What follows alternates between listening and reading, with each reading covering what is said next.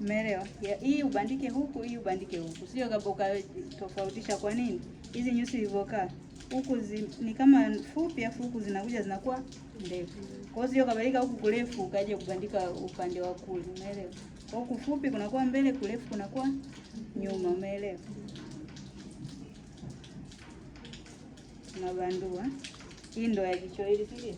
Nyusi pia zinatofautiana ukubwa na jicho la mtu. Kila mtu ana ukubwa wake wa jicho. Kuna mwingine jicho lake dogo, ukiweka hii inapitiliza hadi huku, si ndio? Kwa hiyo unapima kwanza jicho lake. Na nyusi tunaweka kuanzia hapa, nyusi zake zilianza kuota. Sio kule mbele kabisa. Kuna huu wazi mbele afu nyusi zimeanzia hapa, si ndio? Na hii ndo tutaiweka hapa kuja hivi. Kwa hiyo tunapima hapa. Tunaona kope ni kubwa mno. Kwa hiyo tunakuja tunaikata.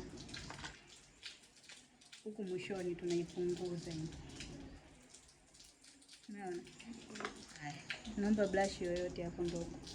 Baada hapo tunachukua gundi yetu ndogo.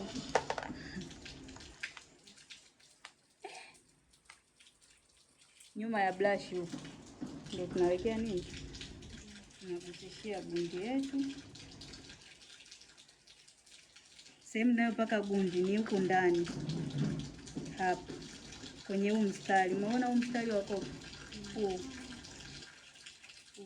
Ndio tunapaka gundi.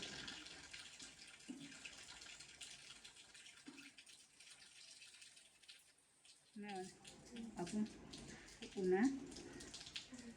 puliza kidogo. Alafu umeona huu upindo sasa ulipo. Ndio tunaenda kuweka kwenye upindo. Yaani tu imagine hizi nyusi zake ndio hizi hapa.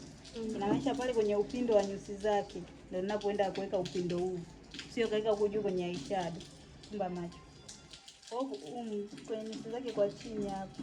Chini kabisa pale ndio tunaweka. Ukiweka kwa juu huku kwenye eyeliner, akifumbua macho anakuwa na nyusi mbili. Umeelewa? Kwa hiyo tunaweka. Inaonekana? Tunaweka huku chini, unaanzia hapa mbele. Unazisukumiza hizi nyusi zake, unaweka huku chini, umeona?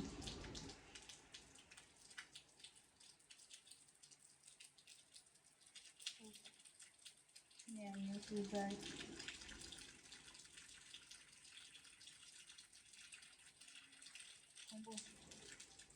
Unaona? Unaona kifumbua? Inaonekana ni kitu hichi kimoja. Ila ningepandisha tu kidogo, akifungua macho vingekuwa vinatokea vidude viwili. Kondo hivyo, umeona? Nakuja na jicho la pili.